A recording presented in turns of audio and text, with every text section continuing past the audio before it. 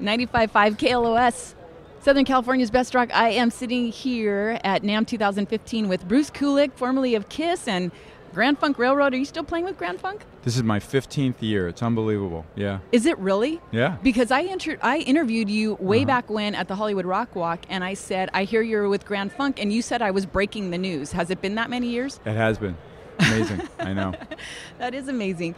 Well, so tell me what Grand Funk is doing right now. You know, we're able to work any, people always go like, oh, so when's the tour start? Well, it could be any time, any weekend, because the way we operate, unlike, let's say, KISS, that's going to gear up with the, 5 trucks and, 100 people on the crew. We just do these fly dates, which a lot of, classic rock bands do, so we're at the casinos and these county fairs, and we'll do, city festivals, and sometimes it's a big arena or a private show, but, people like Blue Oyster Cult, REO, Styx, a lot of them are on a similar kind of, the same kind of venues and everything, and we do some gigs with some of those artists too, which is always great. So it's really terrific. Don and Mel, the original drummer and bassist, and Don, of course, wrote and sang We're an American Band. They're terrific musicians, and they love my guitar playing. I certainly honor what Mark Farner did on the guitar, but do it my way, and it's not unlike really my KISS a little connection. Kulick flavor? Yeah, of course. But you know what I mean? When I was in KISS those years, I didn't have to do note for note, but I'm always respectful of the signature riff. So it really works. It's a terrific band. Yeah. Right. Well, you've had some longevity in this industry, which is really great. Yeah, you've had some longevity. You've had some interesting things happen to you. You've been shot. Yes. You got married recently, which is really great. Well, that's not very interesting, but it's great for you. Well, because you were kind of one of those forever bachelors, right? Well, I had like that kind of.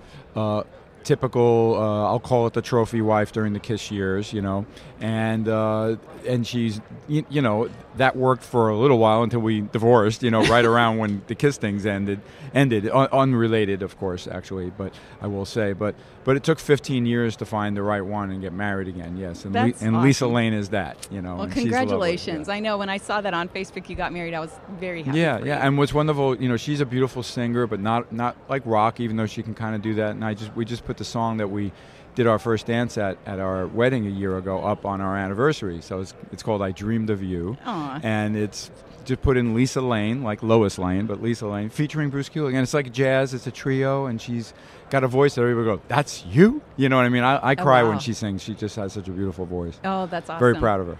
Well, so you come to NAMM all the time. I see you here every year. Right, whenever I can, and sometimes it's abbreviated only because there's a Grand Funk weekend gig, like I was saying earlier, because we can work any weekend. I love it. It's exhausting. The fans certainly, I noticed every year it's getting bigger and bigger, how many, hey Bruce, but I don't mind. But I do want to make my connections and work with the companies that have been supportive, and it's wonderful. And just see, you I've known forever too, So it's a great place not only to see all your friends and of course thank the companies that support you, but make new friends and obviously press the flesh with the fans. Well, the NAMM is it's almost like the hub, because from here out goes everything. Yes. The musicians, the music, the instruments, it kind of resonates from here. And internationally. Exactly. That's what's amazing, how many fans I see from, they're just shaking to take a picture with me, and I realize they made a long journey, Ecuador, Australia, Mexico, and they're just like flipping out, and they have a great time.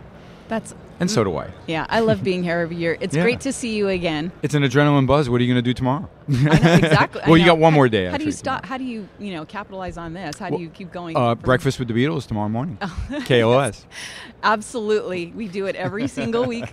I love it. I'm a Beatle nut. I mean, there's no band I know better than the Beatles. Well, and I always say it's kind of like a class. I learn something new every time I hear it. Yes. And I relate to it. Sometimes I get these tough KISS questions, because KISS has such a long history. And I go, well, it's kind of like the early Beatles and the later Beatles, You know what I mean? I make a little analogy, which works, because that's my world.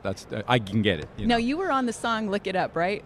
And actually, only live, like a live 3. That came on the album before I started to get involved. So that was Vinnie Vincent, technically. Okay. The man that should not be mentioned. I just remember.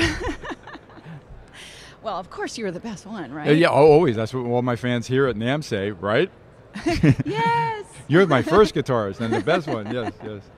Well, thanks for stopping by. Thank you, Frankie. It's great to have you here. It's great to see you again. Yeah. Have fun at NAMM and in all your endeavors. I will. I know you always have your hand in something, whether it be solo or with Grand Funk or absolutely. And you know, KLOS is on speed dial in my cars. Okay. Awesome. So thank you. Thanks, okay. Bruce. All right. Nice seeing you.